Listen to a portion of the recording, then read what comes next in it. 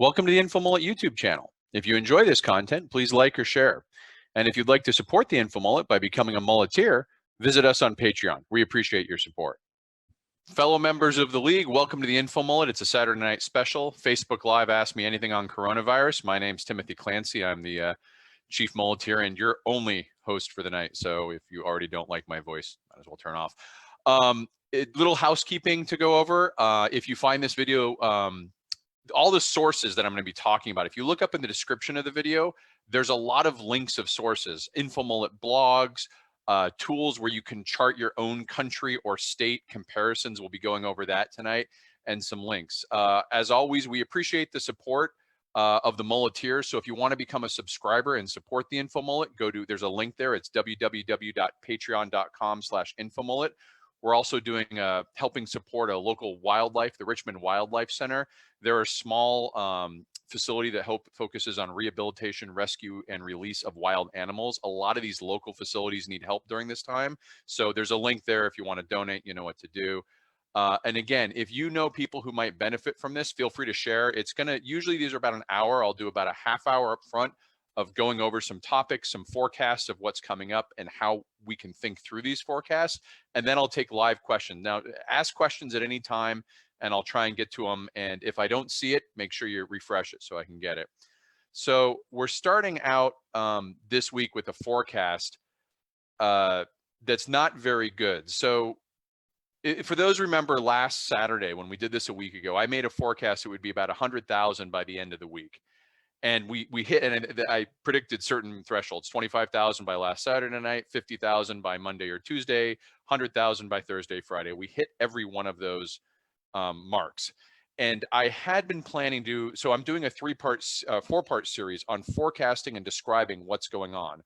The first part, Ring Around the Rosies, is about this contagion outbreak and preparing people in a mental model for this massive influx of cases, which happened this week. The second part, Pocket Full of Posies, was an economic forecast, and I did that on Monday, and it described some conditions that were effectively leading to a depression. I think those came through on Thursday. And I had been planning to release an article today called Ashes to Ashes, which is a 12-month forecast on where we might see crime and violence and instability come about because of the pandemic. However, I pushed that back today because for me, I've been sort of trying to stay ahead of this. I'm trying to stay a couple weeks ahead of where we are and be mentally prepared. But I think for a lot of people, what's happened this week is to see that number go up to 100,000 and to see talks about quarantines in states and banning travel between states and numbers still going up. This is really scary. So I'm going to push off the new topic of violence and instability. I may release that tomorrow and kind of refocus on still getting people prepared for this mental model of what's coming out ahead. So it's not going to be great news, but what I'm hoping is, and I don't want people to take this in panic, what I'm hoping though is it informs their thinking, it prepares their mental model, and it gets them in the right frame of mind to adjust, react, and adapt to this and be effective, and also to educate other people. But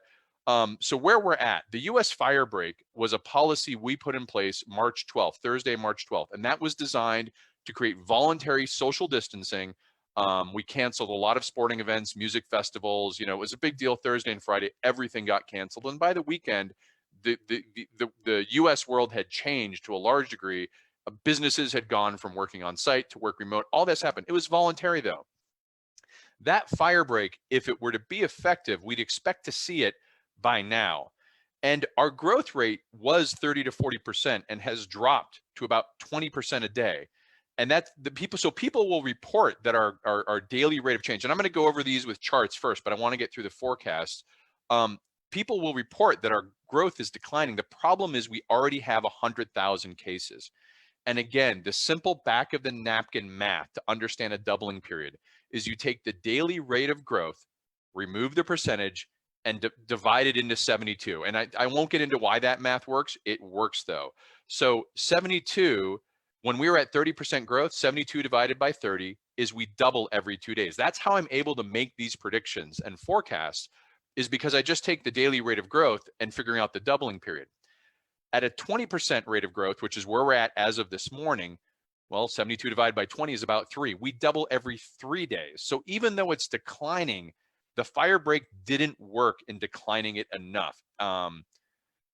we're at 100,000 cases today. At a 20% rate of growth in the next week, we can expect to see 200,000 confirmed cases by Monday or Tuesday, 400,000 by Thursday or Friday, and by next Sunday, assuming the testing can even keep up with this, which is a question, we may have 800,000 confirmed cases in the United States. And I don't know if the testing will even be able to keep up with it. This isn't the actual total number of infected. That number is much higher. This is just the confirmed test, and I've been staying consistent with this measure because it's what the World Health Organization reports on. It's where our data comes from.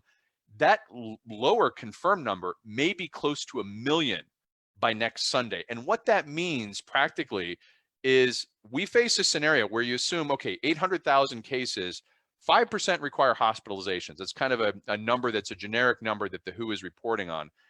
That's 40,000 cases in about a week that are going to be looking for spaces. And I went and looked today. We have 75,000 ICU beds across the country. And I've seen different estimates, some higher and lower, but 75 is an easy math number. And this comes from the New York Times, right?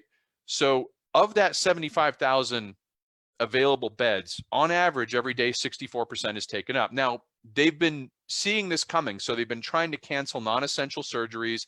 But, you know, if you're in ICU, that's pretty essential. That's not a cosmetic surgery. So let's say it's at 60% capacity right now.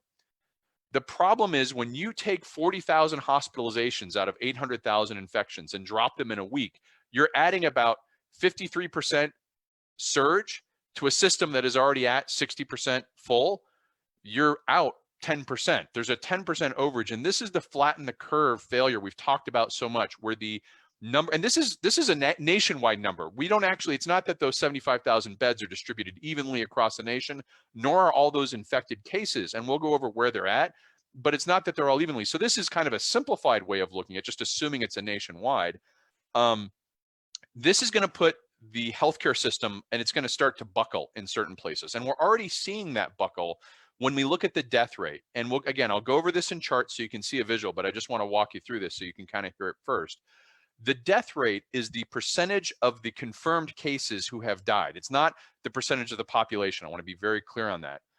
But the death rate in almost every European and North American country is going upwards over time. And I'll show this in the chart.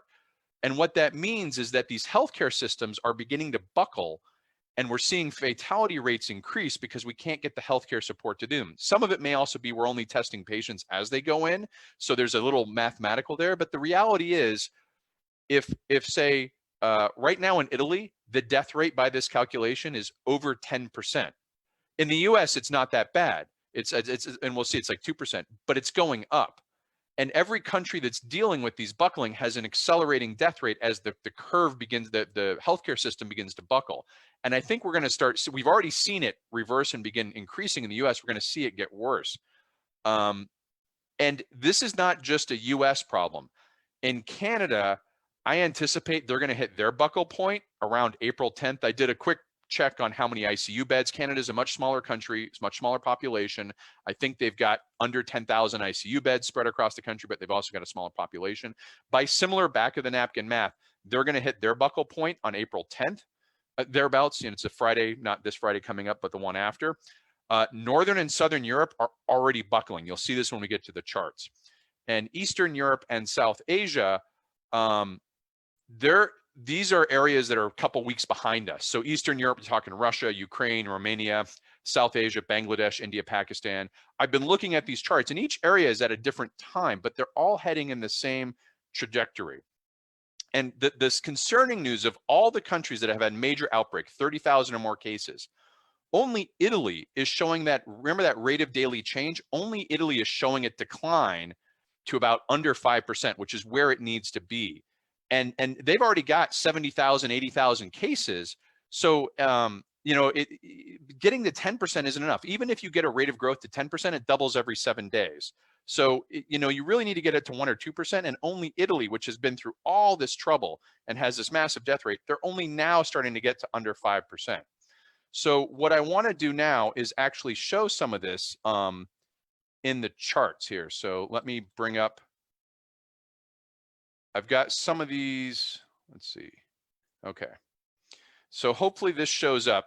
This is a chart. Now, these are the interactive charts. We were doing this manually. We're taking World Health Organization data, and we were tracking 40 regions or 40 countries across 9 regions manually. It took me about 4 hours twice a week. We have pushed this capability now on the website. The links are in. If you go to this, the document with all the links in them, there's a link called interactive charts, and you can go onto these charts and pick your own countries for comparison or your own states. We're now tracking both countries and states. So what I'm walking you through here, you can do on your own. And we did this so that you can track what's important to you. We have viewers from all over the world. We have a lot of folks in the US who want to look at something more local. You pick what you want to do, but I want to walk you through with what you're looking at, the 3 kinds of charts. And so this is the confirmed cases chart. And what it's got here on the left is this is a logarithmic scale. This is total confirmed cases, and it's very important you understand this is logarithmic, because halfway up this chart at this 1,000 point is not halfway to a million. It's actually 1/1000th. So it's important to remember, as you get up higher on these scales, the distances between each mark become logarithmically larger by a base 10 expansion. And we actually added it to a million. We had this limited to 100,000, but we've broken through 100,000. These lines are the number of confirmed cases. This is a risk band. There's more details on how we calculated the risk band. It comes from the research. But when you're looking at this, you can see we've well passed through the outbreak, but you can see these shapes that I call S-curve shapes. This, I've added China and South Korea, 2 countries that have contained it, and you can see they developed this S-curve shape. That S-curve shape tells you that you are flattening out and containing. The steepness of the line tells you how close you are to getting the S-curve shape. You can see here Italy, I mentioned, it's already beginning to taper off. The US is still accelerating up. And what's driving that is the second chart. So the second chart is the daily rate of change. And again, I'll go back and we can ask questions, but the daily rate of change is day in and day out. How many new confirmed cases were there relative to last day? And I put on here China, Italy, United States, and South Korea. And by the way, all these charts are actually aligned from the day since the first confirmed case. So even though these outbreaks start at different calendar dates, they're all shifted to start at the day of first patient, so you can look at them as a life cycle. And here's China's rate of growth, this rate of change. And you can see here in red how it drops out and settles out. And a lot of people say, well, China's data might not be reliable. I get that. I think it's probably okay because I've spent a lot of time looking at data and I kind of do this for a living. I can tell you what countries are fudging the numbers. It doesn't look like China's, but I'm going to admit they've done it in the past. They've been caught. So let's assume that it's not right. South Korea also gives us a good life cycle because South Korea here in yellow had its outbreak, and you see it drops down here into the low amounts. Italy has been the hardest hit of this and has been struggling for weeks now to get this under control. And you can see this blue line in a nice decline. They just now finally got under 10%. They're right at 7 or 8% right now. Well, look at the gap between Italy and the US. The US has not gone below 20% in almost 20 days. And that 20% growth, we were for a while up here above 30%. This is the number you look at and divide this by 72 to say, this is how I can say that we may be at 800,000 next Sunday because, not next Sunday, tomorrow, a week from Sunday, because look at these declines. None of these ones go from 20% to 0 in a week. It takes time. So even if the US declines gradually down here, it's going to take 10 to 15 days. And during that time, we will be constantly doubling. Now, it may slow and we may come up less than 800,000. We may be closer to 600,000.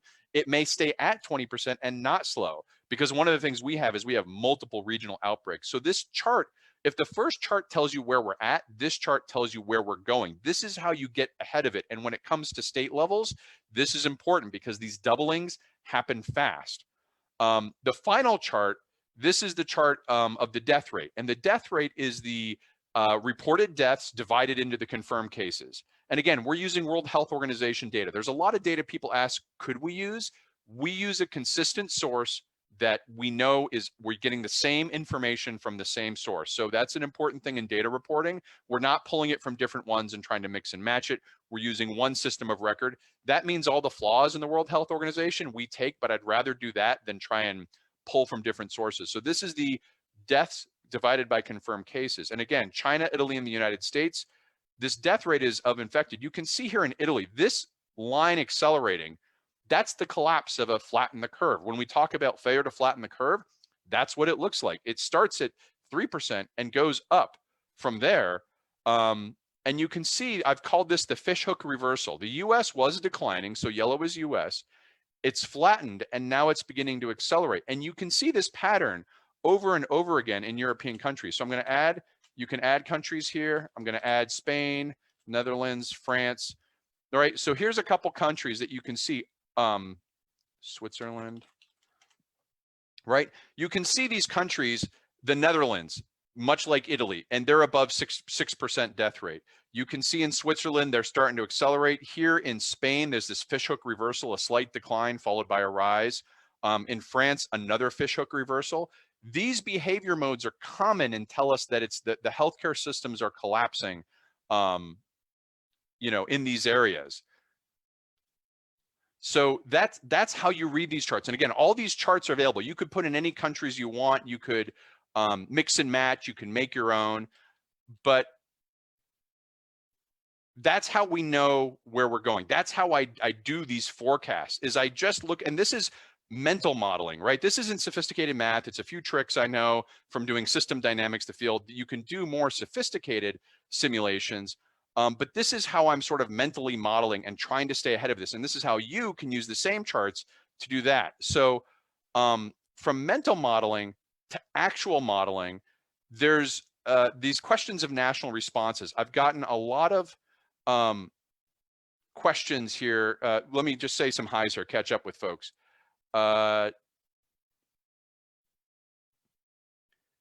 Jerry, good to see you. Derek, Sabina, good to see you. Valeria asked who is there fudging their numbers. If you go onto our charts and pull Russia, Iran, Turkey, Saudi Arabia, they're fudging their numbers in different ways. Bangladesh, you will see what it looks like when a country fudges their numbers. And I can go through that in more detail separately, but that's some of the countries that I look at. They'll have a flat line and then it shoots up, or Turkey just starts at a vertical incline. Saudi Arabia's had a bunch of cases but reported no deaths. That's statistically unlikely. These are some of the things. Chad, good to see you. Jan, good to see you. So from mental modeling, which is what we were just doing, to actual modeling, these national responses, this fire break policy, this shift now, we've abandoned the fire break policy. Over the last week, I predicted on Saturday last week that we would have over half the country under restrictive movement orders by this weekend. I think as of last night, we had 230 million or 250 million, something like that. So we're like 60%, 70%. These national responses, and there's a link in the thing for when I outlaid the 5 types of responses: the People's War, which is what China and Malaysia are doing; the Pandemic Panopticon, which is what South Korea, Singapore, Japan, and Taiwan are doing; the fire break, which was Canada and the US, although it has been abandoned; the induced herd immunity in the United Kingdom, it's been abandoned; mobilization and lockdown is what the European countries, the mainland European countries, went to, and it has now been adopted by the US, Canada, and most parts. You know, it's being adopted more. These are driven by simulation models, and there's 2 studies out that I'm seeing tossed around, and I want to kind of explain them a little bit. One is because people are getting really confused, and I even got confused for a little bit, but it's important to understand what this research is telling us about what the pandemic is and how we should respond. There's the Imperial College study, which is a university system in England, and the Oxford study. And I think people have been confusing, oh, it's that English study group, and they're mixing the 2 up. They are saying very, very different things. The Imperial study came out probably about 2 weeks ago and was sort of advocating this induced herd immunity response from the United Kingdom. It was very well received. It got a lot of attention. It was credited with convincing Boris Johnson to change his approach. It's getting in trouble now because it had originally forecast one scenario where 2 million people died in the US and 500,000 in the US. And this week, there was a press conference where one of the lead scientists said, well, now 20,000 could die. And there was a lot of confusion that was a revision, that they're changing their numbers. It wasn't. I went and looked at the paper. I do simulation models. I don't do them on pandemics. I do it on insurgencies and non-state actors, but I know I've created simulation models on pandemic. When you create a simulation model, you create a lot of different scenarios. And one of the scenarios is, we call it a counterfactual. It's if we did nothing. If we did nothing, what would be the worst case scenario? And you use that to test policies to say, if this policy is worse than doing nothing, you don't want to do it. The Imperial study, the first numbers that media reporting of 2 million dead in the US and 500,000 in the UK, That was the counterfactual. That was if no one did anything. And I've been critical of this study in a little bit because I think even as a counterfactual, that's a bit unrealistic that we would just stand by and do nothing. Like when I did Syria and Iraq and I modeled the rise of ISIS, my counterfactual was not no one reacted to ISIS and they just let them. It was that no foreign countries would intervene. So I still had the local actors trying to fight them, which is a plausible counterfactual. I think with the problem with the Imperial College is they just assume no one would do anything. And that's really hard to be plausible. But it is legitimate to have multiple scenarios and list different scenarios. Now, I provided some criticisms in other regards of why I didn't think this induced herd immunity would work, and that's in the article, but it has to do with this timing of when they go into quarantine and don't, and it's been abandoned, so I think they've kind of gotten to that point. But their view of this is that it's a very dangerous pandemic. As it spreads, there will be high lethality rates, therefore we have to do these special measures. The Oxford study has a completely different viewpoint of the pandemic. This is called the tip of the iceberg view. And that means in the Oxford study, they're actually stating that the virus is so mild in so much of the population that most of us have already been exposed to it and don't even know. Their model is saying that the virus came into the United Kingdom early in January and actually spread around most of the population very early on. And so the tip of the iceberg, what we're seeing in hospitals and confirmed cases is just the tip of a very large iceberg. And what that implies is that if everyone's already been exposed and immunity works, they're going to have antibodies and they're not going to be able to sick. So they're still saying we need to shelter in place and socially isolate and quarantine, but they're saying we may be able to lift the quarantine fairly quickly because this herd immunity is going to be in place because there's really a much larger population. The problem with this theory in this paper is this is, again, a simulation model. And in simulation models, you're modeling a fake world. You always need to check it against the empirical evidence when you have it available. And again, this is fast moving. I'm not faulting anyone at the Oxford. Please don't yell at my PhD advisor and get me in trouble that this Tim guy said bad things. But you know, the empirical evidence, there's studies coming out of Wuhan, China, a city where they evacuated a large group of people and then tested them to see if they were positive. And if the iceberg theory is correct, many of them would be positive for coronavirus without having ever displayed symptoms or actually recognized they were sick. Now, we know there are asymptomatic supercarriers. I'm not talking about that. That theory is that a few people are asymptomatic and spread a lot. The iceberg theory is that most people are asymptomatic and we don't even know we have it. Unfortunately, the Wuhan study didn't see that. There was another study in Vo, Italy, a town in the northern part of Italy that's been hit by this. Same thing, they tested every single person in the town. And if the iceberg theory was correct, you'd expect to see a lot of people who never reported symptoms, never felt they were sick, test positive, but that's not happened. So there's a real question to this iceberg theory, and what they're doing now to try and validate it is they're testing for antibodies. Antibodies is when you've been sick, you overcome it, your body creates antibodies, and those can be tested and identified to say, this is a person who is now, hopefully, immune from coronavirus. And this is going to be a big thing coming forward, this test for antibodies. But if this, Oxford is now studying large population samples, if they find there are large populations with antibodies who never had symptoms, maybe they're right, and maybe that's good news. So these simulation models are trying to help us guide the responses, but we're living this in live time. The problem is these research papers, they take weeks to put together, they take weeks to understand, the policy needs to be implemented, and all this time, that doubling rate I described continues to add up. And I want to get into one last part on the contagion, then the economics, then I'll get to your questions. Modeling is abstract. You're dealing with a simulated world. It's designed, though, to solve an actual problem. And the pragmatic solutions we need now, in my opinion, there's a lot of things we can do without models. And part of that is realizing that this is not an old person's virus, right? There is this misnomer and myth that this is an elderly disease, and if you're young, you're going to be immune and you're going to be fine. I talked a few weeks ago about how first responders and firefighters, bless their hearts, they're CrossFit, go ruck, gung ho. They're going to do 1,000 push-ups and get this virus out of the system. Pain is weakness living the body. I've noticed this week that attitude has reversed. What they're seeing now as they go out and deal with this, they're seeing the 20-year-olds, the 30-year-olds, the people who are going through the floor in terms of symptoms from being relatively okay a few days ago to crashing and needing hospitalization a few days. Now, this is not everyone. I want to be very clear. The vast majority of cases are mild. And it is true that over 90 or 95, who are, depending on the number you use, percent of the cases that are fatalities are over a certain age. But let's be very clear. If we have 800,000 people confirmed, which is a lowball estimate, by next Sunday, and let's say only 1% of those are beneath the age of 70 and die, that's 8,000 deaths in a week, right? This is a very serious, and this isn't, survival is when you've been hospitalized, you may have 20 to 30% reduction in lung capacity. This is a very serious disease for young people as well. And we need to break through this mental model that I'm immune because I'm young. We also need to realize we failed to flatten the curve, right? We spent all that time on social media. There was a gazillion memes. I did my article. We have the curve.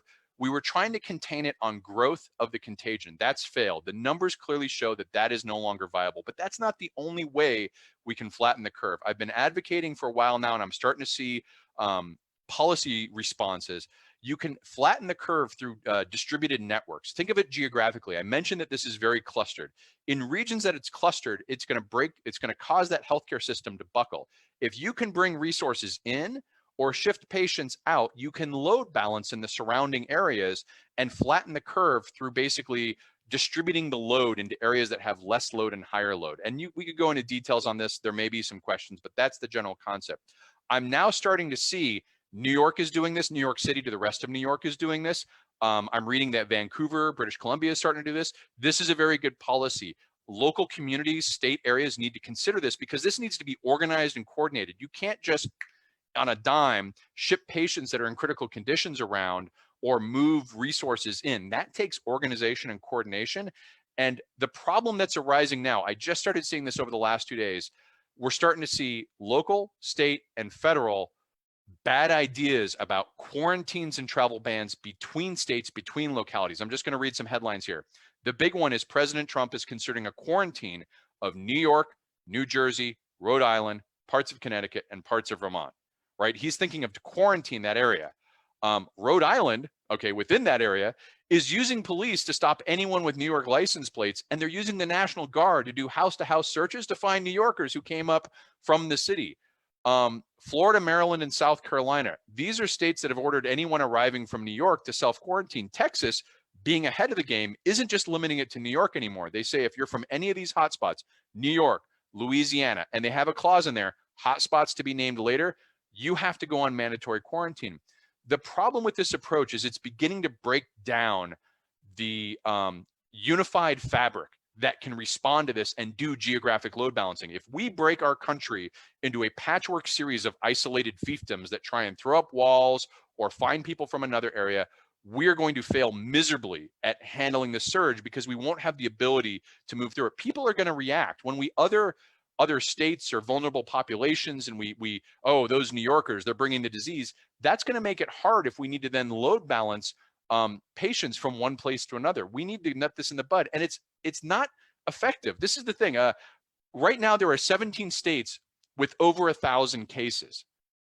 Okay, it's too late to quarantine to keep travel from keeping it. I want to point out that last week, I think, or maybe 12 days ago, something like that, New York City was at 1,000 cases. It's now over 30,000. So there are 17 locations that are potential New York cities in the United States: Chicago, Detroit, New Orleans, big cities that, and this is, small towns are going to have this too. This concept that we can keep the virus contained to an area is over.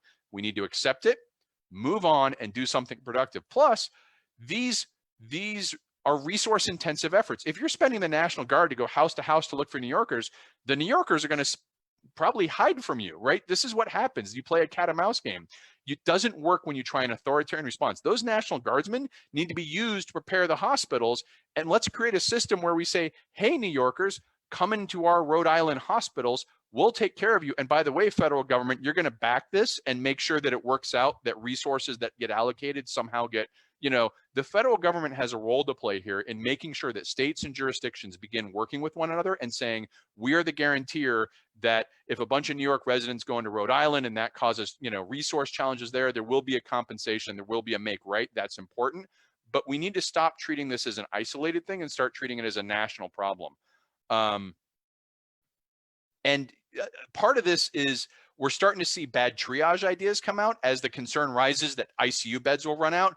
Alabama had a plan to instruct hospitals not to offer mechanical ventilators to, and I'm quoting here, people with severe or profound mental retardation, moderate to severe dementia, severe traumatic brain injury, or these should be considered unlikely candidates for ventilator support. Washington's guidance that came out considered transferring hospital patients with loss of reserves in energy, physical ability, cognition, and general health to outpatient or end-of-life care. Fortunately, the federal government has stepped in. The Civil Rights Division of the Health and Human Services said, no, those triage guidelines are illegal. You cannot use those criteria to determine who gets service and who gets treatment and who doesn't. So that's a good step. We need to stop breaking this problem down into me and you, or them and us, or that state versus this state. We need to treat it nationally. So one last forecast, then I'm gonna get to the questions. The economic forecast I did, there's a whole Ask Me Anything video and an article, which you can go read it, but I wanted to touch on one thing specifically, which is the update to the unemployment. So last week I predicted on Monday that we would have several million new unemployment claims on Thursday. I think the total number was 3.2 million. So this week I want to show this chart here. So this chart shows our continued. So again, as a refresher from last week, there's new unemployment claims, which are it came in last week. Continuing unemployment means they didn't get a job. And this chart shows continuing unemployment claims over the last 50 years. And so these are the millions of people who are continuing claims. The blue bands are recessions. And you can see here, the unemployment spikes up during the recession. This giant spike here is the Great Recession. Now, people forget the Great Recession was sort of late 2007, mid 2009. And the unemployment spiked near the end of that. It took us, you figure we're down here at 2.5 million. We got up to about, let's call it 6.5 million. It took us 3 years to get from 2.5 million to 6.5 million. Last week, we went from, call it 2.7 million to 7 million. And those jobs are not going to come back again. They're going to they're going to come back long term, we hope, but they're going to be continuing claims this week. They're not going to get their job. It's not like a snowstorm. So we're already at high levels. We're probably already at 5-something million. This week coming up on Thursday, the estimate is we will have another 3 million people added to new unemployment claims. And what that means is that will jump this up to a higher level than the Great Recession. And the key thing here is twofold. One, the Great Recession took us 3 years to get to that number of unemployed. And two, this is happening in 2 weeks. And these jobs are not, we don't know when these jobs will come back. It's not, the pandemic related depression has a lot to do with the nature of the virus. And I've talked about this before. It's in the article if you want to click on it. It has a lot to do with, do we get herd immunity? Do we get a vaccine? How long do we have to stay in lockdown? We don't know when this employment will turn around. And this is why I think we're going into depression. You cannot have 6 million people join unemployment in 2 weeks with no understanding of when they're going to get back to work. It could be in as few as 2 to 3 months. I think that's optimistic. We'll see. But that's going to put the economy in a depression. So that's the last of the charts for now, unless someone asks some questions. I do want to get to the questions. I know I've just done a lot of talking. So thank you for everyone who's joined. We're at a point right now where we're going to switch to audience Q&A. If you're just tuning in, we appreciate all support. www.patreon.com/infomullet. You can become a Mullet subscriber. It helps us. We've had to upgrade our servers. We're doing this data application. If you're able to support us as subscribers, we appreciate that. We are doing a donation, kind of boosting the signals on a Richmond Wildlife Center. There's a link in there if you want to help some animals that are, they're still having to continue operations doing this. So they need to do rescue and rehabilitation and release. They're still going to work to help the animals. It's, or look for a local, animal area in your area. There's lots of little ones that are going to need this kind of support. And what we're shifting now is to audience Q&A. So let me catch up, say some shout outs. Thomas, good to see you. Mike, David, Ed, good to see you. Jeff, Julio, Jason, good to see lots of new people. Michael, good to see you. Sabrina, Medici Muleteer, Sabrina Joy, shout out. Lindsay. Okay, lots of good people here. Let's go back through the questions. So I'm going to start catching up. I'm going to scroll up and try and get some of these questions here. Okay.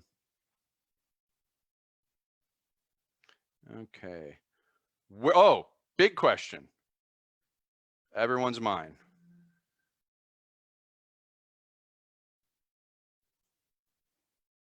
Bonky, the emotional support donkey. He is here. He is ready. He is providing support. I answered who is fudging their numbers. Okay, David, thoughts on the sudden spike in U.S. prison systems in the last few days with an estimated 2.3 million currently incarcerated? That's a good question, David. I hadn't heard there was a spike of increase in prison. I have read there's a lot of release programs. New Jersey has done a release program. One of the challenges with prisons is that they're a clustered reservoir for this contagion. So coming out of China, one thing we've learned and also replicated in Italy is that prisons are breeding grounds for this virus. So you do want to flush out and release. It's kind of, it's sad to say non-essential prisoners, but we put a lot of non-essential prisoners into prison in the US over nonviolent crimes. If people are there for reasons that aren't related to violence, you don't want them subjected to a virus that is going to not only spread through the prison population, but serve as a reservoir to hold on and reinfect the main population. So there's been a lot of distribution of people out of the prison systems. I don't know if that's what you're asking about, David. I didn't know there was a spike in newly incarcerated. I mean, I know we have a high incarceration rate. I think what we're going to see is that start to incrementally lower as they try and flush out of the system. And then I'm trying to get to, yeah, the question is how much do we rely on prison labor? I don't think that will, yeah, we'll see how that rolls out. I don't think, let's see, Facebook is making reading questions difficult. Here we go.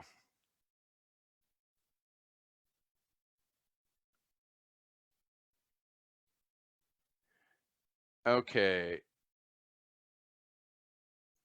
Why are we seeing hospitals being overwhelmed now if this virus was already in Britain and circulated? Lee brings up a good question with this Imperial College study, or excuse me, Oxford College study. The iceberg theory is a simulation model. Simulation models, whenever you see a research paper, even one of mine, on simulation models, the most important quote in simulation science comes from a mathematician named George Box.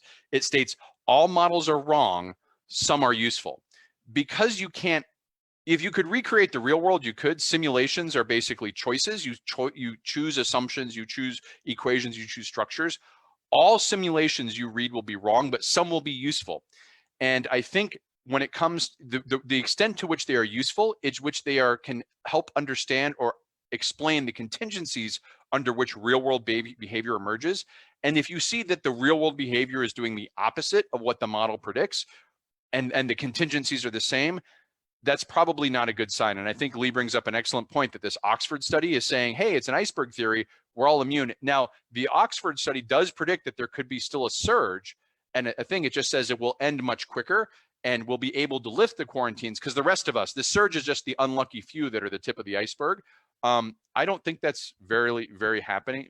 I don't think that's very plausible right now with what I'm seeing. A question from Derek, still wondering with the Dow didn't tank with the unemployment numbers, perhaps because of the stimulus package. So the Dow is still tanked. Have no doubt. The Dow is close to 30,000 2 weeks ago. It's now at 20,000 or something, maybe 23. It is still pretty tanked. And these are, I would not use the market gyrations as an estimation of long-term. These are all based off feel-good things of, was the package signed? Remember, this week we had a stimulus package of 2 trillion and 3.2 million people hit unemployment. Next week, we're going to have another 3 million people hit unemployment. Are we going to have another 2 trillion stimulus package? I still believe the market is going to eventually head down. And I wouldn't worry about day in and day out bounces that are occurring by legislation.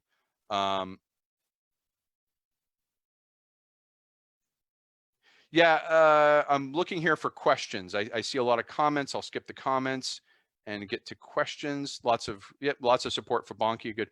What do the next 12 months look like? What do you think the right balance between quarantine and normal life looks like without a viable treatment or a vaccine? So Ken, this is Ken's question. This is a really good question. The 5 national responses that have been tried, China's people war is one we cannot do. Our civil liberties would get in the way, and I don't think it's actually very effective. If you look at China, they didn't, they stopped it, but it blew up in their face. The pandemic panopticon, these are countries that had experience with SARS and MERS previously, and they did lots of transparency, lots of testing and education awareness, lots of good stuff that people think, well, we can just do that. The problem is they don't have the same privacy laws we do. So I don't think the pandemic panopticon works unless we revoke or waive HIPAA, data privacy acts go away. Europe just put in this huge data privacy. US has similar laws. Those have to go away to share this information to the extent it is in Singapore, South Korea. Also, the pandemic panopticon has not been attempted at scale. Most of the countries that tried it were able to contain their viruses at under 10,000. It's a question of whether it would work at 100,000, 800,000. The levels we're looking at now, it might not be effective. Clearly, testing is needed in surveillance and tracing, but I don't think the panopticon will work. We've abandoned the fire break, induced herd immunities. These were ones we tried. It didn't look like it worked. We're in mobilization and lockdown right now. Of the models that haven't been put in place yet but are being considered, we have the this new Oxford study one, which is not really don't worry, but it says we can lift it quickly. The one I prefer is called Hammer and Dance. And the Hammer and Dance is kind of an amalgamation of a couple of these things. It's sort of a hybrid model.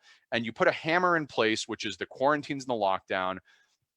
And then you have a sustained period afterward where you're dancing. And the reason why you're dancing is you're looking for the next outbreak, and you re-put the hammer down as soon as you see the next outbreak. So it's a model of concurrent periodic quarantines with periods of non-quarantine behavior between them. I think that is the most plausible. Look, if this all goes away, and I'm going to say if President Trump is right, and on April 15th, this all goes away, I will wear a chicken suit and sing glad tidings, and we can forget these things. I have a very strong feeling that will not be the case. I think there will be enough deaths in the country that come April 15th, no one is going to want to lift the quarantine. And so we have to come up with a really good method of looking at hammer and dance, where we have these recurrent quarantines, because we can't stay under quarantine for 10 months. That would be, we may have to, but it would be very, very bad. We need space and time to figure out what the virus is going to do. Is it going to mutate? Will our vaccines work? Do we get herd immunity? We should know some of those questions in this current quarantine period. I hope by May, not only will begin to see the crest that is hitting us now begin to decline. Wave one, we're in wave one now. I think wave one will crest worldwide by late April, early May. Then it will be 3 to 4 weeks before anyone believes it's crested. So you're talking late May, early June before this first hammer can be lifted. By then, I hope we have good knowledge on antibodies, which tell us resistance, vaccine development and efficacies. It won't be that the vaccine's ready, but we'll at least have some ideas, herd immunity, things like that. And that will inform the question of, can we move from the hammer to the dance, say June, July, August, but be very wary and put in place the surveillance mechanisms that if a new outbreak comes up, we're ready to put the hammer back down. So good question, Ken.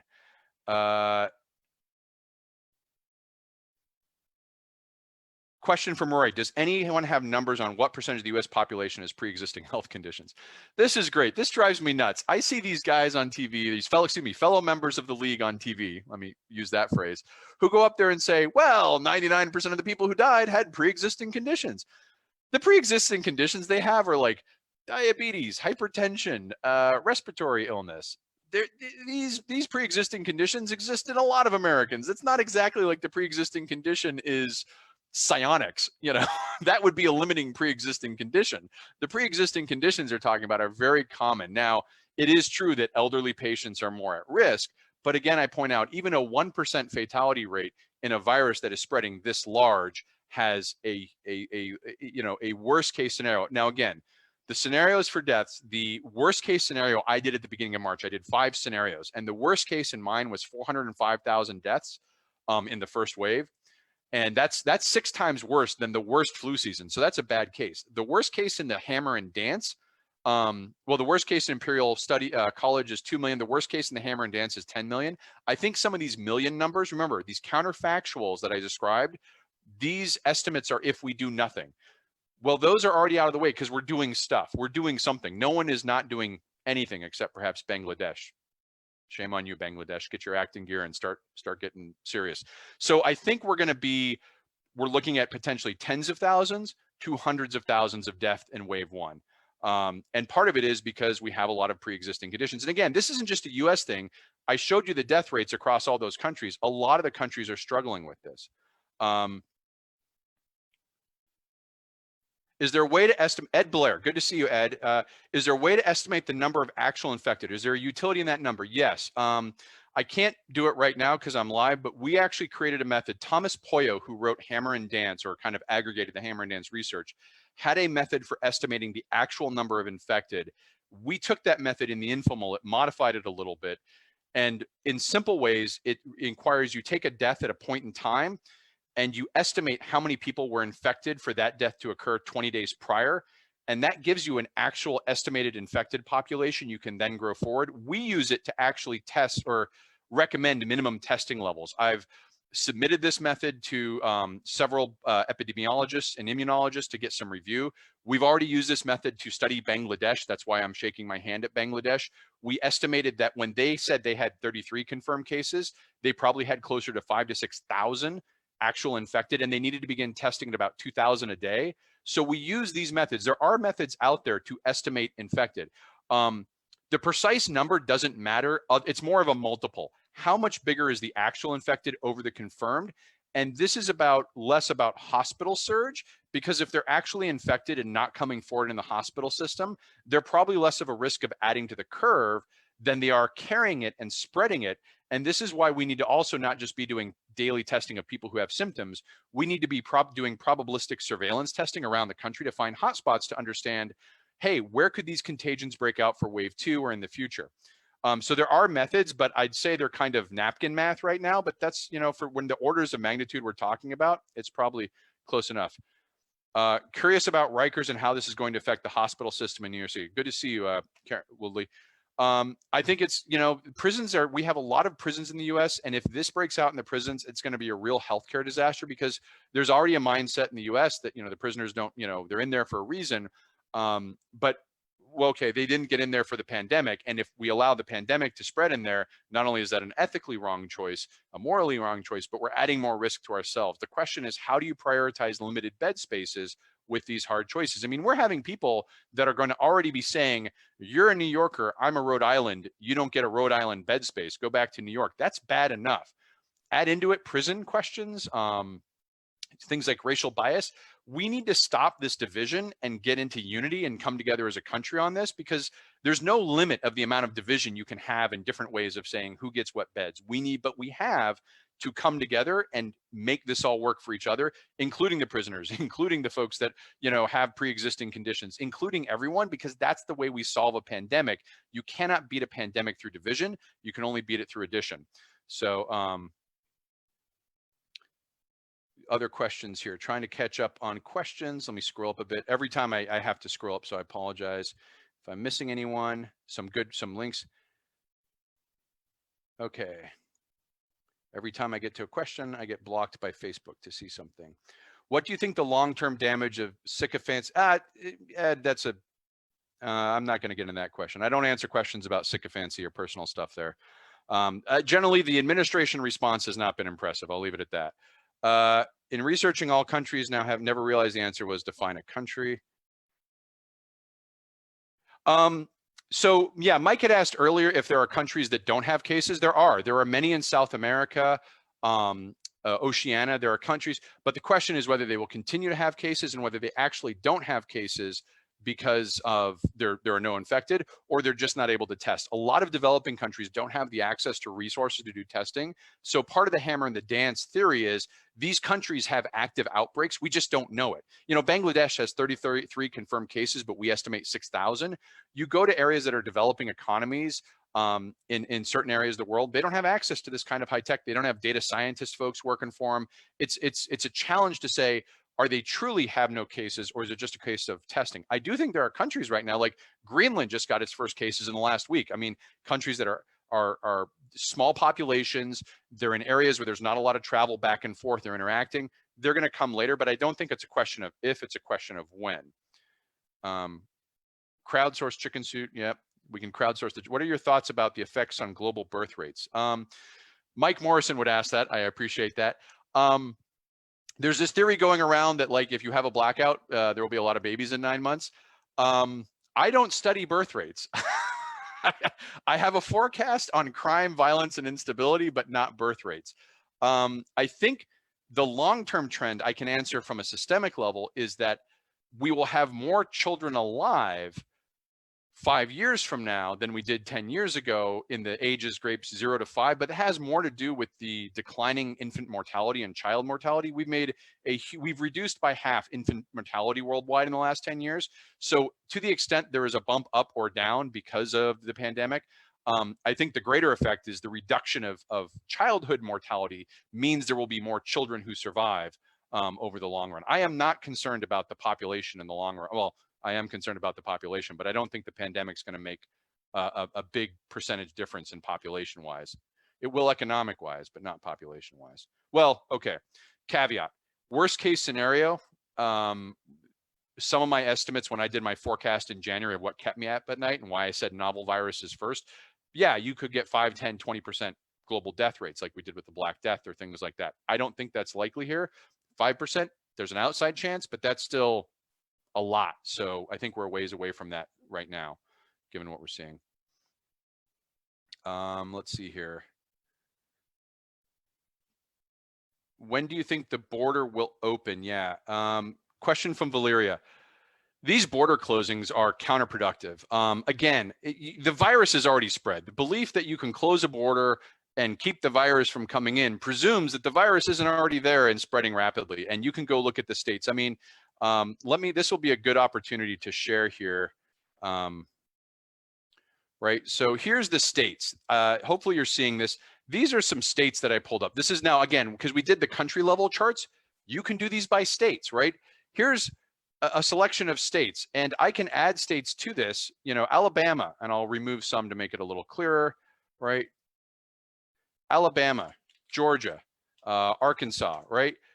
They're all entering their outbreak area. It's not that New Yorkers are going to Arkansas, I don't think. I'm just going on a limb here. These states, I'm just randomly typing in states, and you can do any state comparison you want. The premise of border closings on every country that's doing this is that we will keep more infections from coming in. The problem is with the premise is flawed, right? If you have a flawed premise, your conclusions will always be in error. And if your flawed premise here is, well, by keeping them out, we'll be safe. Well, you've already got the infections. It's too late now. And what it does is, again, just as we need to come together and unify on a national level, this is the time for global response too, because again, you're going to have countries or different time phases through this. You know, we're 2 to 3 weeks ahead of Oceania and Eastern Europe, and probably a month ahead of South America, maybe Africa, maybe a couple months ahead. Italy, Northern Europe, they're 2 weeks ahead of us, right? So you have different times. And if you coordinate these responses, you can load balance these time shifts and begin having a global response, just like I'm saying we need to come together as a country. And I think coordinated global actions, you have to get rid of these borders, because it's not just the wasted resources manning the border and doing whatever you think you're going to do at the border. It's the perception in people's head. It's the mental model that you're building that we need to isolate and go patchwork.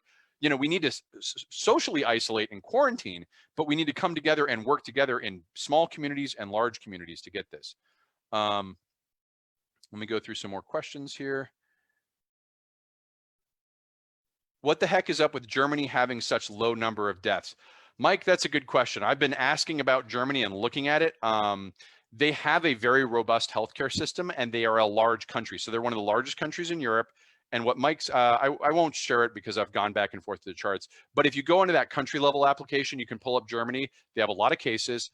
They have a very low death rate. But if you look at their death rate, it's beginning to climb. I think a lot of these cases where people say, oh, that's a low death rate, they're looking at a point in time, and what they need to look is the dynamic over time. I remember Randy Davis, a friend, you know, a Facebook friend I do a lot of conversations on. I remember conversations, not by him, but others on his page are like, hey, the death rate in the US is really low. That's at a point in time, right? The trend over time is what matters, and that trend is accelerating up in country after country. So I have a feeling with Germany, they may have the secret sauce, right? They may have some, and in which case we need to learn it. But it's just as likely that they're yet to come with the surge, and they're soaking up. Think of it as like water filling a bucket. Maybe their bucket's a little bigger because they're a larger country than France or Italy, and they have more healthcare resources. But if their bucket tops and overflows and buckles, it'll be the same result as elsewhere. USA Today article this morning is they are tracking 8 mutations in the wild. I read an Iceland report last week reporting 40 mutations. This is Randy Davis. This is good stuff, mutations. However, there is also report out of Wuhan that formerly recovered COVID-19 patients are infected again. if the immunity doesn't carry forward between mutations, how is that going to affect projections? So what Randy's asking is a very important question. This is, when I did my economic forecast, I said the three biggest things we need to know are completely out of our control, and this is one of them. Viruses mutate when they replicate, and they replicate when they shift from people to people. A novel virus that gets loose in the population is going to mutate at a high rate. And these mutations may change the infectability, they may change the lethality, they may change what underlying conditions, they may bypass certain antibodies. I mean, these are fast adapting viruses. So this question of mutation is one of the big three questions, and it leads to how long are we going to be under lockdown conditions? Think about this, if we create a vaccine for the virus as it is now, and it comes out 18 months later and the virus has mutated to the point we're all infected with some new virus, the vaccine's not going to work. That is a nightmare scenario, right? That is keep you up at night. You don't want to think about it. Find your emotional support donkey scenario. If this virus is mutating enough that we can't make vaccines for it, we're back to the 18th century. I hate to break it to us, but this is why novel viruses are the top of my list when someone asked me back in New Year's Eve, what keeps you up at night? These things, we have not conquered disease but for 100 years. And if we find something that we can't create a vaccine for, we go back real fast. Now, that is probably not likely. Coronaviruses do mutate, and flu viruses mutate, but we're able to keep ahead of them, which is why you have a flu shot, a quadrivalent. You have 4 types. Every year you have to get a flu shot. And that's because these viruses mutate, and we're able to eventually catch up. We have, for as much as people are dunking on the modern world and everything that goes along with it, that is also what's going to help us out of it, because the sheer firepower of science and research and highly sophisticated labs and universities and private states around the world working on this problem, it's got its own very supercomputers the size you wouldn't believe are chunking on this. We're going to catch up to this, and I think we're going to catch up to a vaccine. The projection, though, is if all of these questions about mutatings, the other one was reinfection. If your antibody doesn't keep you from being reinfected, then you need to wait for a vaccine. All of these questions, treatments, vaccines, antibodies, mutations, I'm not going to believe any of them are valid until I see a high power, large sample size, randomly controlled trial with good p-values. And that takes time. So we're kind of looking now as a media desperate society looking for answers. We're sort of bargaining. If you go through your 5 stages of grief, denial, some of us are still in it, but hopefully not many. Anger, see the president's press conference. Bargaining, a lot of people are in bargaining. They're looking at this treatment or that treatment and thinking, well, if this works, it won't have to be so bad. Or if these numbers, this study I like better than that study. We need to move past the bargaining and through the depression stage into acceptance. And we just need to accept that we don't know and won't know until these good studies come out, and it will take time. This is why I'm saying that by the time this first wave passes in late April or May, some of those high quality studies should be in place, but it won't be before then. It's going to take time. Ed, on prisons, do you see more cities releasing people who are waiting trial like New York is starting to do, or do you think they're running into the same problems that people in prison are going to face? I think you're going to see, well, first of all, keeping the court system opens exposes some of your workers to risk. It's a place of contagion, and you got to ask, are these essential and non-essential is the name of the game right now. And in the judicial system, I'm not saying, release someone who is convicted or accused of murder, but there's a lot of people in jail waiting things for, like, you didn't pay your parole fee, or you got some speeding tickets, or you were arrested on nonviolent drug possession. I think you're going to see a lot of pressure to release those, not just as humanitarian, but as let's relieve the pressure where we can, and not create bottlenecks where we don't need to. Anywhere we have a large concentration of human beings where this can spread, we need to disperse them, and we need to support them. We can't just dump them out on the streets and say, good luck, have fun. I think you're going to see, again, all these policy decisions are living in the past. With a problem that doubles every 3 to 2 days, your error, if you take information on Monday and make a decision on Friday, you have 25% of the information you needed when you made that decision. This is why I encourage people to use those rates of change and think ahead, right? I'm telling you where it's going to be next Sunday, could be 800,000. I'm not telling you where it's going to be in April, because everyone would cry. But I hope the policymakers are thinking about that. I'm thinking about that. And we need to get ahead of this so we are making policies. Otherwise, we're always going to be 2 to 3 days behind where the virus is in terms of our policies and playing catch up. We need to move ahead of where this is. And I think that's in some ways why the East Asian countries are doing better, because they've had experience with SARS and MERS, and they know that you have to get out early, you have to get out in force, and massive efforts of transparency and education and testing, but we're already too late for that. Yeah, and Woldy brings up a good question. Even if there are prison releases, we're talking about bureaucracies that are not designed to work quickly. The American bureaucratic system is not a high-speed, rapid, and they're going to need to become that very quickly. They're going to need to partner with groups that are more like startup thoughts and adopt that mentality. And I think you're going to see that. Just like workforces are moving from on-site to remote and they're learning as they go, you're going to see a lot of people bureaucratic agencies have to learn as they go to catch up. Bangladesh is doing just not letting anybody know. This is Sabina. Good to see you, Sabina. Sabina is one of the great activists we work with in Bangladesh, does a lot of work there. Yeah, Bangladesh is building field hospitals, decentralizing test centers. Oh, that's good. Sounds like they're actually doing something. So I was giving Bangladesh a hard time. If they're doing something great, the communication is a problem. You always need to communicate. You need to communicate. It takes Lee asks, it takes 8 weeks for some of the cases of COVID-19 to end in death, according to the WHO report that I shared with you before. This might be what is happening with Germany. Maybe it's too early to know. So Lee's responding to Mike. The studies I use for my average duration. So if you think about time it takes to pass or die from COVID, it's going to look like a bell curve, right? It's going to have some cases are 2 days from infection and some are up to 8 weeks. The center part, when we do system dynamics modeling, we usually take the average, the middle of that bell curve. It's about 20 days. So yeah, you're talking, at least 3 weeks, sometimes up to 8 weeks. And I think to this case of those hospitalizations are generally going to start a week after they get infected. So there is a time lag component there. And is Poland low? Historically, they have low. No, so Poland is on one of the charts, Mike. If you want to go pull it up, I pulled up on the Facebook page. I did Eastern Europe now, and I have the highest size by population. So I have Russia, Ukraine, Poland, Romania. Poland's not low. The only one that's low there is Czechia and Slovenia. They're doing a little better, but they're smaller countries. Austria's being hit pretty hard. Let's see here. I think I'm caught up with questions. I'm going to scroll back and see if I've missed questions. Oh, Derek, good question. Derek, good to see you. Any potential for serious U.S. violence from nut jobs who don't know the difference between DoD logistics units and martial law being enacted? So this is part of my forecast. You're talking about what I would call predatory mass violence, terrorism, right? I see there are going to be, let me see how I can phrase this. There are going to be more attempts, perhaps, because this will provoke a response amongst radicalized people. Radicalized people, they find a grievance, pandemic, got it, grievance check. They find a conspiracy narrative. The government's lying to us. They're putting in place martial law. This is all a plot by the, Bilderberg group or whatever. This is capitalism being bad. They find a conspiracy to blame this on something. And some part of them will begin going, and I don't want to get into a full radicalization. My dissertation is on radicalization. Once you have taken, and the grievance is valid, right? You could be legitimately upset that something was done wrong.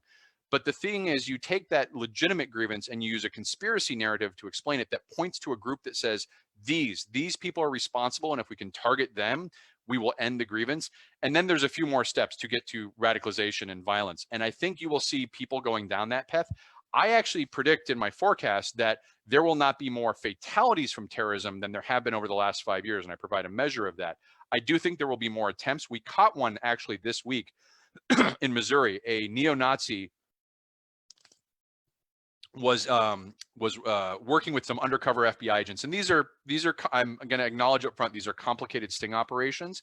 The FBI ran a sting on someone who is targeting Black community centers, hospitals with COVID patients. They've been tracking this guy for September. He was not just recent, but they were working with him and basically building a case against him. And one of the ways they build a case is say, hey, what do you want to do? And he says, I want to attack a hospital with COVID-19. He picked this hospital in Missouri, and the FBI was going to provide him a bomb. The undercover agent was like, we'll provide you the bomb. And that's usually when they arrest him. So this was last Wednesday or Thursday night. I did a quick update on by the way, follow the Facebook. If you follow this Facebook page, you'll see these updates when they come out. I actually wrote about this. There was a shootout when they tried to arrest him. It's not really clear whether he committed suicide or was shot and killed by the FBI. but that's the first case I know of a non-state actor, lone wolf non-state actor, attempting a terrorist attack. And this is just one type of violence that people worry about. You know, my research is violence and instability. So you have crime, general crime, which is murder, violent robbery, assault, and rape. You have mass civil protest leading to instability. Civil, so they're non-violent, but you know, you're talking Arab Spring, Occupy Wall Street, Hong Kong style mass protest. You have mass instability.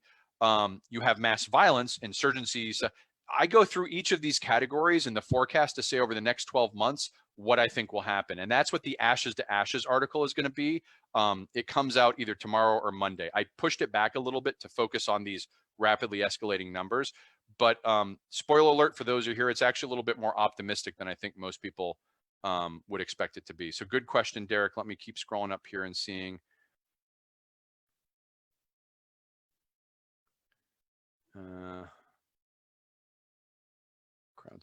Crowdsourced chicken suit. I really don't think I'll have to wear a chicken suit and sing a song, but you know, you never know. By the way, if you're here still, appreciate all the support. www.patreon.com/infomullet. Appreciate all the muleteers. Share this even as you're on your way out as we close. Other people may want to see this and get benefit from it. And I will put it up on YouTube. If your friends don't like watching this, we'll watch it on YouTube. Oh, Rory asked earlier, I missed this one. Hawaii should be a piece of cake for mandatory quarantine for anyone entering the state, but that assumes competent leadership. Governor set up an honor system. Who travels to Hawaii and then accepts staying in a hotel room for 14 days? Yeah, the challenge with a lot of these voluntary quarantine systems is that people aren't following them. I mean, part of the reason the fire break may have failed is that you had organizations holding events, tourists going on beaches. You had the travel ban bringing everyone back in. We're trying to do this fire break and half the country is deciding, well, I'm going to go to a bar and just keep on keeping on. That's going to be something that's going to be a real question, I think, for society to ask, is to what extent did individual denialism, not take it seriously, whataboutism, you know, that's a question that's going to have to come later. I don't worry about those questions as someone who works in the space of like, let's reduce the body count. But that's a question that's going to have to come up later of how do you treat, you know, people who took actions or organizations that took actions that created harm and risk across the board. So any thoughts on incursions from cartels in northern Mexico into the U.S. to loot? Yeah. Oh, David, not at all. They don't want to. So there will not be. Part of my forecast is that generally violence goes down. One of the great misunderstandings about apocalypse, like, again, spoiler alert for the article, the young adult fiction that most people read for dystopian apocalyptic, and I kind of include doomsday preppers and sort of young adult because it's a fantasy scenario, does not prepare you for real world apocalypses. Actually, believe it or not, violence goes down under extreme economic pressures. And I'll show this in some of the charts. When you talk about apocalyptic scenarios, I always bring up like the Syrian civil war, where civilians are having unrestricted bombing and artillery upon them. Communities tend to form together and you have state actions, you have state on state violence, non-state actor violence, yes, but concepts of like, we're going to be intense guarding our food or cartels will incur, that's very unlikely because the cartels themselves are going to be dealing with this problem. They're going to have their own sick people, and they you know, non-state actors, ISIS and Al-Qaeda, amusingly enough, have issued guidance on COVID. You know, we don't think of it, but these are kind of like emerging states. They have health departments, and of course they blame the virus on Western powers, but they are scared of this virus. They do not like what this virus is doing. So you're going to see a lot of non-state actors probably hunker down and try and, because they don't have access to healthcare resources. Now the cartels may be a little different because they have a different resource structure, but non-state actors are not necessarily going to automatically be able to take advantage of something that is happening systemically because they're in that same system. So I don't see any incursions or things like that. I find that very unlikely. I find mass violence very unlikely. You know, I'll go over the conditions tomorrow, but it takes a long time to get a society like the US to a place where we're doing mass violence, and those conditions are not in place and unlikely to be in place. Again, this will all be in the Ashes to Ashes article, so I don't want to go too far into that. Oh, Mike Morrison, good reports. Reports of infection rates in Syrian refugees camps are in Yemen. I've been watching that very closely. So what Mike's talking about is there's approximately 3 million refugees of the Syrian civil war, either in Syria or immediately surrounding it in Jordan, Turkey, some in Lebanon, Kuwait. You know, there's different refugee camps. There's a similar situation in Yemen. There's refugees from the Yemeni war. These refugee camps are a nightmare scenario if the virus gets loose in there. There's close proximity. They don't have access to hot water. There's not much soap. There's no healthcare resources to speak of. They can't get out. They're physically limited by, they're contained. So distancing is impossible. And the problem is we don't know. And it's one of those situations. It's not that we think that there's no infections. There's no testing. There's no testing being done to find out. And so we do have relief workers that are there reporting, and they're not reporting deaths necessarily. But again, it's this time lag thing. If an infection breaks out in a camp, it's going to be 4 or 5 days to a week before you start seeing, okay, we've got the COVID cases break out in this camp. And by that point, it's probably too late. That will be a really bad case scenario. And the problem is, because they're refugees, because they're in a war zone, no one's really focusing on it. I mean, Turkey's trying to do some stuff. There's some relief areas and the agencies that are trying to do it, but they're just not getting much support or attention. Johnny David comes in with the brilliant things. How many people died yesterday of heart diseases? Should we stop eating? Johnny, you should stop eating. Yes, stop eating and save that food for someone who doesn't ask that question. Thank you, Johnny, for walking into my video and picking up the ball. No, I get it. I get the understanding. So what Johnny's talking about in a serious way is there are existing healthcare things that kill millions and thousands and hundreds of thousands of people all the time. And we don't stop doing stuff because of it.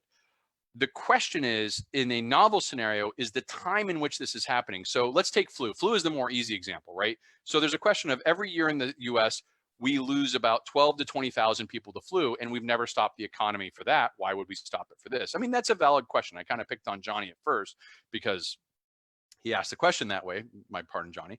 But the reason why is the flu takes an entire season and has vaccines and an entire infrastructure built it. Think of a highway that can handle a certain amount of cars at rush hour.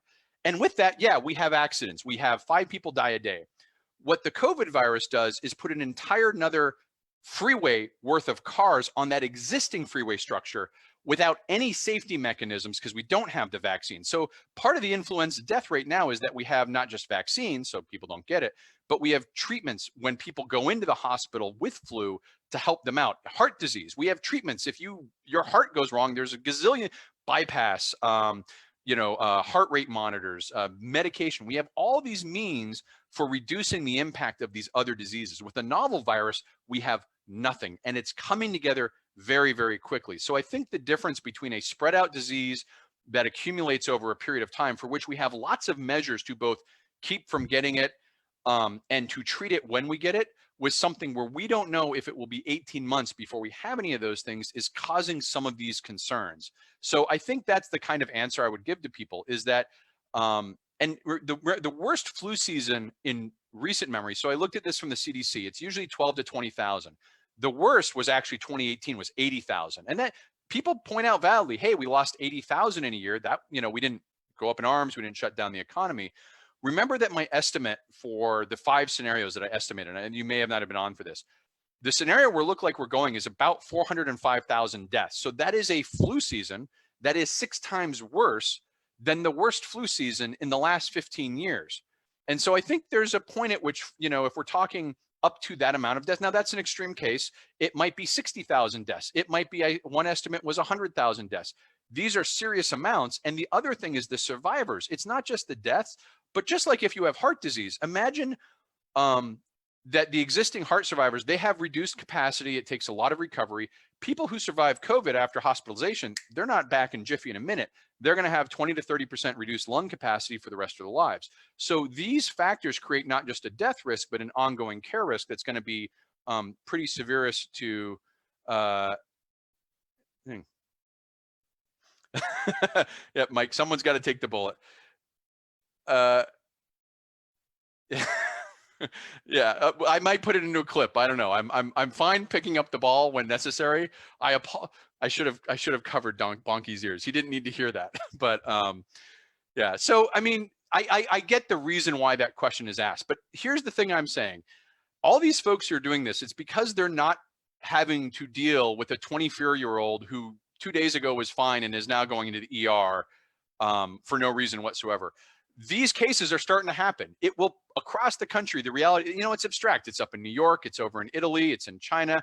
These are abstractions. I get when it's abstractions, it's hard to believe. But when the rain's falling through the roof and the roof has holes and it's coming on your head and you're getting wet, that's when people stop to believe that the roof is working, right? So I think we're going to have a lot of this denying and stuff like that really come into question in the next week or two when we start to see this death rate turn. And it spreads out that from Ankeny, Iowa to Orlando, Florida to Billings, Montana to, you know, Cheyenne, every area is going to have its examples that are local. People in their networks and relatives are going to know someone who got sick, got hospitalized, passed. They're going to begin knowing these things and it's become a lot more real. Now, I hope it doesn't get up to the worst case scenario, but I think some of this, well, what about or how about stuff is going to go away. And there's a phrase I coined last night. I call it coronagret. Coronagret is when you make a bad decision because you're under stress and anxiety. This reaction is a part of traumatic stress response. When you have a traumatic stress, the first phase is denial. So I understand why people are in denial. I ask them to get from denial to anger, which is usually the next one, then bargaining, through depression, and onto acceptance quickly, because it's when you're in acceptance that you can actually be effective at dealing with this. Is this SARS backing bounds? Good question, Johnny. They are both respiratory diseases, but coronavirus, this virus is a different respiratory disease. So SARS and MERS, there's lots of respiratory viruses, but those have been around for a while so that we understand them and can treat them and have do them. And also, the East Asia countries that are doing better with this had experience with SARS and MERS. So as a consequence of this, if we have another respiratory novel virus come out again in say 10 years, we'll probably be better prepared for this. But this is a distinctly different virus than SARS, which is why it's novel and we don't know enough yet. Any clarification on the use of ibuprofen or the whole cluster of medicines? So David asked another good questions. You know, I am not, my sister is an infectious disease specialist, and she would beat me to a pulp if I started giving like serious medical advice on this forum, because this is not my field. But again, I'm going to say the same thing I said to Randy about studies. Everyone's going to, I understand doctors are going to want to try whatever they can, and they have training to use what are called off-label uses. Like, it's not proven to be effective, but we think it is. They have the training to make those recommendations. So if your doctor recommends it, I'd say go ahead. I wouldn't self-treat. I wouldn't put anything in your body that you read about on the internet. I mean, just think about what I just said. If you read a meme on the internet and you want to then put that in your body, really consider your life choices up to that point and take a different path. You don't want the coronagret of, like, you know, ingesting something. But if your doctor says to use it, I don't think that's bad. My view is, like I said to Randy, all of these questions about treatments, I want to see a high power, large sample, randomly controlled trial with good p-values. And that's going to take time. And until we get that, we just don't know.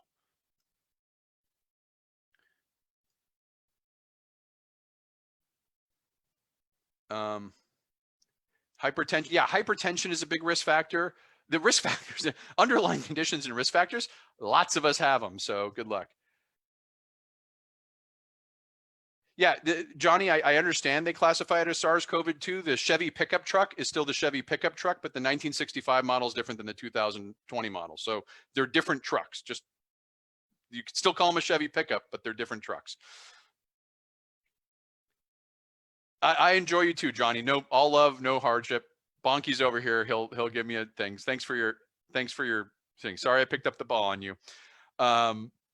All right, so I think we're at 7:20. If there's any more questions, I'll hang around for a little bit to answer them. Hopefully this has been informative. Again, if you want to support the InfoMullet, www.patreon.com/InfoMullet. We are upgrading our servers. We're providing applications. We're doing all sorts of work. Hopefully this is useful. We appreciate the subscribers we have. Article coming out tomorrow, Ashes to Ashes forecast, or tomorrow or Monday, forecast on violence and instability. Like, share, and follow this video if you need folks to spread around. I will put up a YouTube version that may be later tonight or tomorrow, depending on what happens. Mike, how do you get your badge? You ask Facebook. I don't know how badges work. You post a lot.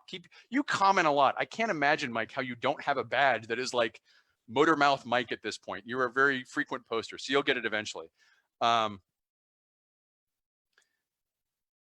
Okay, I think we are done for the night, and I'm certainly getting loopy. So before I put myself on another watch list, Thank you for watching the Info Mullet. Thank you for supporting us and following us. And please be safe out there. Take care of your loved ones. Check on your neighbors. You know, we've got to come together to solve this. So the last thing is, again, we aren't going to solve this by dividing ourselves and making ourselves into smaller and smaller patchworks. We have to come together. And if our national, state, and local leaders aren't doing it, we need to do it as a community, and we can do that together. So appreciate everyone from Bunky and the Info Mullet. Have a good evening. Good night. Thanks for watching the video. Hope you enjoyed it. If you'd like to follow the Info Mullet, visit us on Facebook or Twitter. And if you'd like notifications when we post new video content, click on the red subscribe button below the video. If you've ever wanted to become a mulleteer and support the Info Mullet, visit us on Patreon. We appreciate the support.